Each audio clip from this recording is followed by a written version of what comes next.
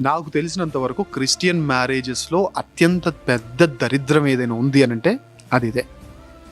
అంతవరకు ప్రారంభ ప్రార్థన, ఆరాధన, క్రైస్తవ పాటలు, వివాహ పాటలు, ప్రమాణాలు, ప్రార్థనలు ఇవన్నీ చేసేసి లాస్ట్ ప్రేయర్ కూడా అంత గంభీరంగా జరిగిన తర్వాత, అంత ఆధ్యాత్మికంగా జరిగిన కూడికలో ఇంతవరకు ఏ ఈవెంట్లో అయితే, ఇంతవరకు ఏ సౌండ్లో అయితే, ఇంతవరకు ఏ ప్రోగ్రామ్ అయితే ఆధ్యాత్మికంగా నడిచిందో, పాస్టర్ గారు దిగి వెళ్ళగానే డీజే పాటలు పెడుతున్నారంటే షేమ్ ఆన్ us.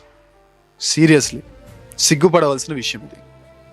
ఒక క్రిస్టియన్ అయి ఉండి బైబిల్ చెబుతుంది మనకు, అల్లరితో కూడిన ఆటపాటలు మనం ఫాలో అవ్వచ్చే వాటిని. ఐటమ్ సాంగ్స్ అంటే ఏంటి? మంచి సాంప్రదాయమైన మాటలు ఉంటాయి దాంట్లో. ఐటమ్ సాంగ్స్ అంటే ఏంటి? సరసోక్తులు కాదా? డబల్ మీనింగ్ కాదా?